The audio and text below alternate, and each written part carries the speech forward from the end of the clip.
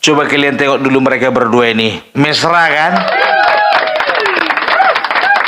Mesra lah, masa enggak, ya kan? Pernah kalian tengok SBY dan Megawati seperti ini?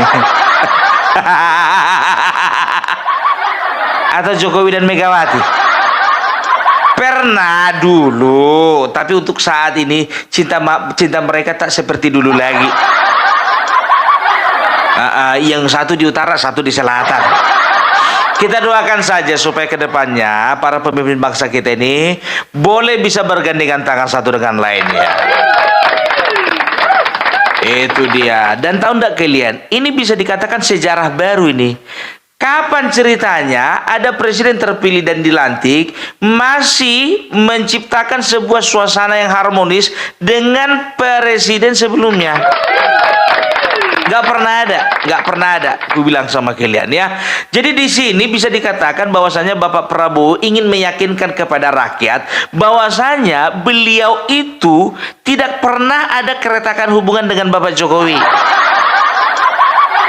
Jadi untuk kalian para pembenci Jokowi, masuk kalian dulu ke kulkas. Untuk kalian yang panas-panas itu, atau minimal kalungkan kalian lah balok es di apa kalian leher kalian itu.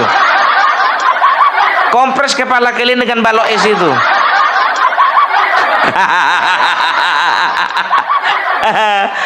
Itu yang kemarin itu baru datang ke gedung KPK.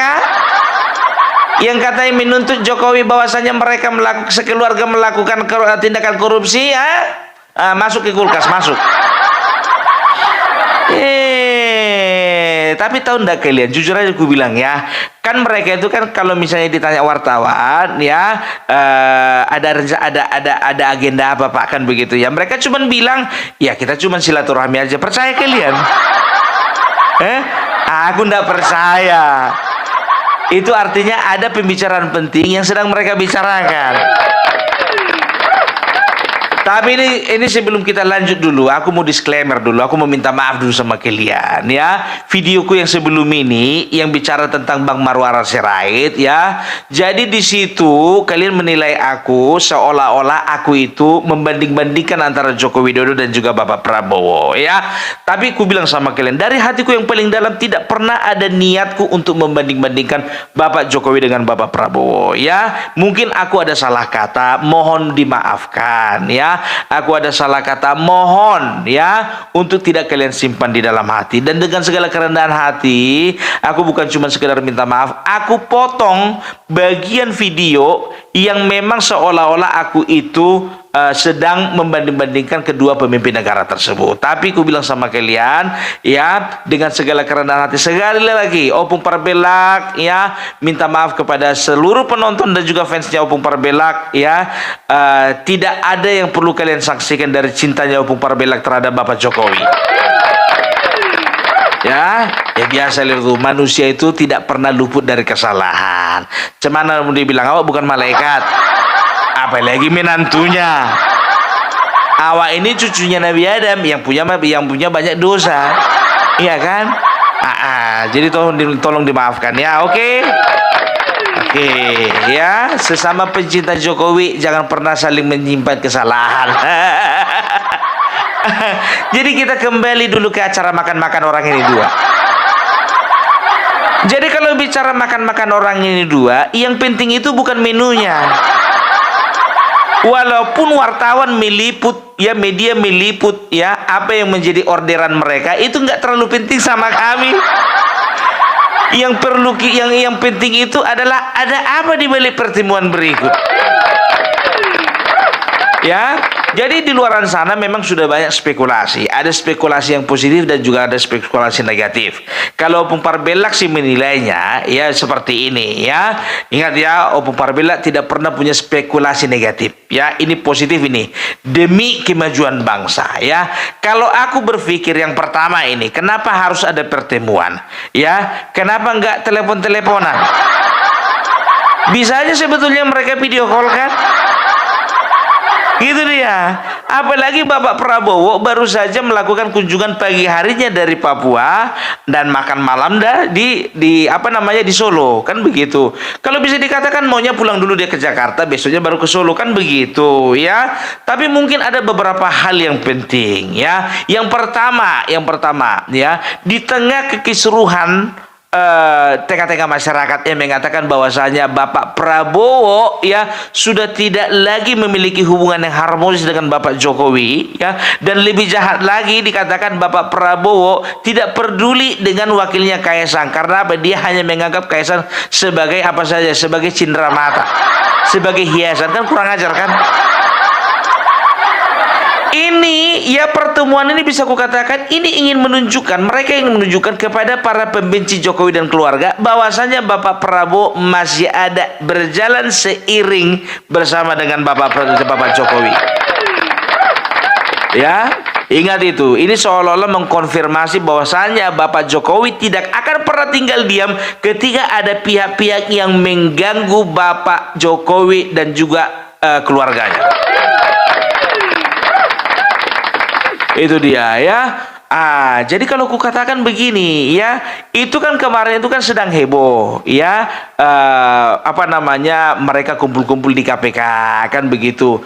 Jadi Bapak Jokowi dan juga Bapak Prabowo ini merasa menganggap perlulah ya untuk mengkonfirmasi bahwasanya ya Bapak Jokowi itu tidak akan pernah bisa mereka laporkan ke KPK. Karena apa? Karena memang nggak ada kesalahan gitu loh.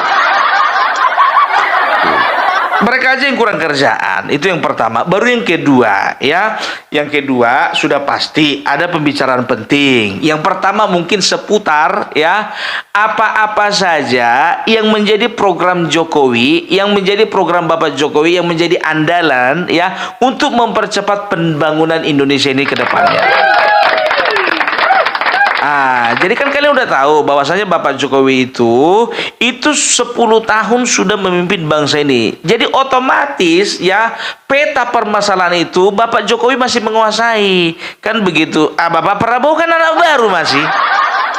Biasa itu kalau junior nanya sama senior. Gitu. Ya, jadi Bapak Jokowi itu bisa dikatakan, ku bilang sama kalian dari dulu ya, dari kemarin ya, Bapak Jokowi itu setelah purna tugas, baik di dalam pemerintahan ataupun di luar pemerintahan, masih akan didengarkan nasihatnya oleh Bapak Prabowo. Terbukti kan? Kalian kira mereka itu duduk di angkringan cuma makan-makan doang? Itu ada Bapak Jokowi itu memberikan nasihat, memberikan masukan, ya kan, memberikan apa namanya pandangan-pandangan, kan begitu ya. Itu dia membicarakan masalah pembangunan. Baru yang kedua ya, mereka itu mungkin sedang membicarakan ya apa-apa saja yang menjadi kendala di pemerintah sebelumnya yang bisa menjadi perbaikan di pemerintahan selanjutnya. Itu dia yang kedua. Yang ketiga ya, kalian tahu kan sebagian besar dari kabinet Bapak Prabowo itu menterinya Jokowi dulu. Jadi beliau itu ya, walaupun Bapak Prabowo juga sudah di dalam selama 5 tahun, tapi gimana pun juga yang punya punya kuasa waktu itu kan Bapak Jokowi. Jadi beliau harus bisa juga menjiwai mereka satu persatu, kan begitu. Dari mana belajar? Ya harus belajar sama Bapak Jokowi. Ya kan, dia tanya, itu Pak Tito Karnavian itu gimana itu modelnya? Oh itu gini ya kan. Itu Bapak Pratikno itu gimana itu gini ya kan. Itu Bapak Menteri Sosial itu Pak Saifullah itu gimana itu? Oh itu gini. Nah itu Natalius Pigai itu gimana itu? Loh kok tanya sama saya? Lah kan itu orangnya sampean, kan begitu kan? Ya tanya dong sama beliau, iya kan begitu. Iya, kita dapat komplain dari DPR, katanya dia itu meminta anggaran terlalu besar. Ya sudah, bicarakan aja baik-baik sama dia. Mana yang perlu diefisiensi. Gitu aja kok repot. Oh iya ya. Nah itu juga aku agak malu juga kemarin itu. Kenapa? Baru 2 hari menjabat, besoknya dia itu ada satu menteri dipakainya kop surat kementerian untuk acara keluarga. Oh iya iya, saya tahu itu. Ya anggota Bapak Prabowo itu saya tahu. Tapi ya sudah, sebagai seorang pemimpin yang bijaksana, kalau memang itu tidak terlalu fatal ya sudah diingatkan saja dulu. Itu dia ya. Jadi bisa dikatakan mereka itu sedang berbincang-bincang kan begitu, membicarakan masalah menteri ini, menteri itu, menteri ini, menteri itu, kementerian ini, kementerian itu, kementerian ini, kementerian itu. Apa saja progres yang sudah dicapai dan juga mengevaluasi apa-apa saja yang menjadi ketertinggalan kan begitu kan. Tahu kali opung. Sok tahu opung ini, bukan sok tahu, berspekulasi. Setelah itu ya kan ada apa lagi ya, mungkin saja itu kan kemarin kan 20 hari itu kan ditangkap 28 koruptor, mungkin saja itu hasil perbincangan mereka juga. Nggak percaya aku itu nggak jadi perbincangan di antara mereka. Ya kan Bapak Prabowo kan bilang kan ya, Pak Jokowi itu aku udah tangkap 28 orang loh. 28 orang, yang mana-mana aja. Dikasihlah catatan Bapak Prabowo, ya kan, hakim 3 orang. Mantan Menteri Tom Lembong 1 orang. Panitera Kejaksaan 1 orang. Ya, baru setelah itu ada anggota dewan dari Kabupaten Bekasi 1 orang. Itu berapa semuanya Bapak Prabowo? Ada 28 mas. Coba ku cocokkan dulu sama daftarku. Rupanya Bapak Jokowi punya daftar sendiri. Oh silakan Pak. Oh ini cuma 28. Di catatanku ini kok 45 ya? Oh iya Pak, nanti kita evaluasi lagi. Nanti kita akan periksa lagi yang mana-mana yang belum ditangkap. ceritanya kalian itu, namanya juga mendramatisir. Suka-suka aku lah. Ya kan? Tapi aku bilang ya, dengan adanya peristiwa selama beberapa hari, katakanlah sudah ada. Kemarin dilantik kalau nggak salah tanggal 20 Oktober, sekarang sudah tanggal 5 ya, sudah ada 25 hari ya, bisa dikatakan mungkin itu Bapak Prabowo itu sedang sharing lah, sedang sharing pengalaman gitu loh, sambil nanya juga Bapak Jokowi gimana itu Pak Gibran itu kerjanya bagus nggak. Datang Bapak Prabowo, beginilah. Itu dia ya.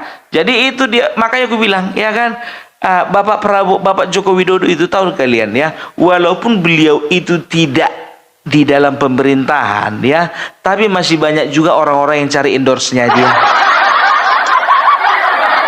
Ya, kayak aku bilang kemarin itu, banyak calon bupati dan calon gubernur ya datang ke kediamannya Bapak Joko Widodo untuk apa? Untuk meminta nasihat ya, untuk meminta masukan, untuk meminta pandangan ya. Itu sebetulnya yang ku bilang itu sih sebetulnya cuma nomor 2, 3, 4 aja tuh. Paling utama sebetulnya tujuan mereka di situ foto-foto.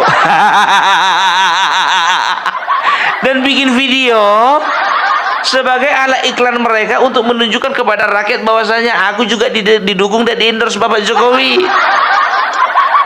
Apakah salah? Tidak ada yang salah. Nah, itu dia. Dan juga rata-rata mereka itu yang datang itu pakai seragam putih hitam. Ya mereka ingin menunjukkan bahwasanya apa yang menjadi kinerjanya Bapak Jokowi dan juga apa yang menjadi program visi misinya Jokowi, ya itu boleh seragam dengan visi misi mereka. Itu dia ya. Tapi ini juga nih, kalau ku bilang sih sama kalian, jujur saja ku bilang sama kalian, kalau bicara tentang pemberantasan koruptor ya, ini masuk logikaku nih kayaknya nih. Kan Bapak Joko Widodo ya, walaupun dia itu memang sebagai seorang presiden yang berdaulat ya terhadap kekuasaannya, terhadap pemerintahannya, kita bisa lihat baru setahun atau 2 tahun belakang ini beliau itu memang betul-betul betul-betul menggunakan kekuasaannya secara 100%. Ya, 100% ya. Kenapa Pung kok Pung bilang kayak gitu? Kayak nggak percaya aja kalau dia kemarin itu sebetulnya juga sudah melakukan menggunakan powernya 100%. Enggak, aku nggak terlalu percaya di 9 tahun ya 8 atau 9 tahun pemerintahan sebelumnya Bapak Joko Widodo itu, beliau itu katakan itu nggak 100%, nggak full power itu ya. Setahun ya ketika dia sudah tidak bersama-sama dengan PDP lagi, baru di situ dia menggunakan full power. Cuman masalahnya begini. Kalau dia itu ingin melakukan tindakan terhadap para koruptor ya dalam jangka waktu yang dekat dengan Pilpres dan juga dekat dengan Pilkada, maka dia akan menjadi sorotan dari sebagian besar masyarakat ya. Jadi bisa dikatakan beliau itu sebetulnya sudah punya catatan itu ya, yang korupsi di kementerian ini, yang korupsi di bidang eksekutif ini, yang korupsi di legislasi ini, ya, yang korupsi di kehakiman ini, gitu dia ya. Tapi oleh karena memang ya waktunya terlalu mepet ya, semuanya itu harus disiasati ya, demi apa? Demi stabilitas politik di dalam negeri kan begitu. Maka bisa dikatakan yaitu tidak di follow up gitu ya. Tapi kurasa Bapak Joko Widodo itu juga mengestafetkan masalah penanggulangan korupsi ya, dan juga dia itu juga dalam bahasaku menyerahkan data-data dan juga menyerahkan siapa-siapa yang sudah melakukan korupsi pada zaman pemerintahnya Bapak Jokowi. Ya, coba bayangkan kalian. Ini aku nggak tahu, entah ini rumor, ini cuma sekedar rumor ataupun ini memang betul-betul fakta gitu ya. Jadi seorang direktur dari perusahaan ya punya suaminya Puan Maharani itu melakukan tindakan korupsi ya, tindakan pidana korupsi, dan sekarang sudah ditahan ya. Dan juga ini juga aku berpikir gitu, apakah ada sangkut pautnya ketika Bapak Joko Widodo dulu memerintah, beliau itu tidak bisa menerapkan 100% powernya. Karena apa? Karena dia menjaga ya, ada keluarga-keluarga atau ada pihak-pihak atau orang-orang dekat dari ketua umum yang perlu dijaga perasaannya dan juga perlu dijaga keselamatannya, sehingga dia seolah-olah ya tidak menggunakan power secara full untuk melakukan pemberantasan korupsi. Ya, coba bayangkan kalian ya, kenapa setelah Bapak Prabowo dilantik ya, muncul nama dari direktur dari salah satu perusahaannya suaminya Mbak Puan Maharani ya. Jadi aku berpikir seperti itu gitu. Jadi kurasa memang kemarin itu dia itu memang terlalu menjaga ya, karena memang tahulah kalian petugas partai. Jadi ya selama 10 tahun beliau itu menjabat sebagai presiden ya, sebetulnya ada tekanan-tekanan batin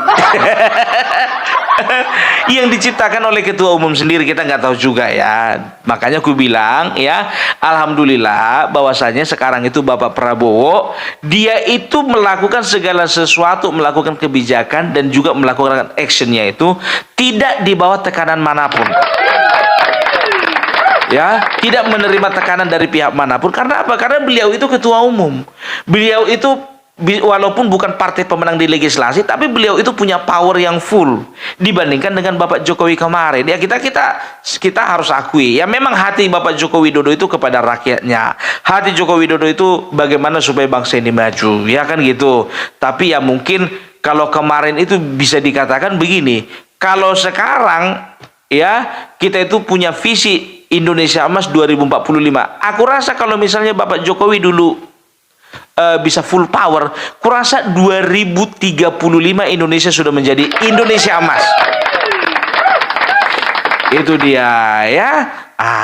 Jadi coba kalau misalnya kalian kepengen tahu apa isi catatannya Bapak Prabowo dan Joko Widodo, Jangan kalian tanya Opung Parbelak ya, tapi yakin kalian lah mereka itu sama-sama duduk itu sama-sama lagi menyamakan catatan yang satu dengan yang lain. Iya kan? Bisa jadi. Kalau lewat telepon nanti nggak jelas, Pak. Ada yang terlewatkan. Makanya harus bertemu langsung, ya kan? Nah, makanya aku bilang, kalau Bapak Jokowi ini adalah tipikal pemimpin yang selalu memberikan simbol-simbol ketika beliau itu ada yang direncanakan gitu loh, ya. Coba berapa kali beliau itu makan bersama dengan Bapak Prabowo. Waktu presiden, waktu dia lagi mengendorse Bapak Prabowo, yang dipanggil makan Bapak Prabowo terus kan? Bukan cuma diajak makan, diajak jalan-jalan main-main di sawah. Itu dia, makanya aku bilang ya. Jadi kita doakan saja supaya Bapak Jokowi dan juga Bapak Prabowo ke depannya boleh saling menjaga sinergitas mereka. Ku bilang sama kalian ya, ku jamin ini, selama 5 tahun ini pemerintahnya Bapak Jokowi Bapak Prabowo mulai dari tahun 2024-2029 ya, hubungan mereka dua akan tetap terjaga harmonis ya. Kok yakin kali Opung? Ya iyalah, wakilnya Bapak Prabowo kan anaknya Bapak Jokowi. Ya, jadi kalau bisa kukatakan mereka ini trimasketer. Pung bahasanya itu loh. Bahasa Inggris itu bikin loh, trimasketer. 3 jagoan. Jadi makanya aku bilang ya. Jadi ya kalau misalnya kalian mau komplain, berarti Bapak Jokowi mau cawe-cawe. Bukan mau cawe-cawe. Bapak Jokowi itu dimintai masukannya sama Bapak Presiden. Berarti Bapak Prabowo itu adalah orang yang bisa disetir. Bukan disetir, cuman dimintai saran. Gitu loh. Apa salahnya? Junior belajar sama senior itu harus. Supaya jangan salah arah, kan begitu. Supaya apa? Majunya pembangunan ini boleh semakin kencang gitu loh ya. Oke lah dulu, itulah dulu dari Opung Parbelak. Salam NKRI, NKRI harga mati.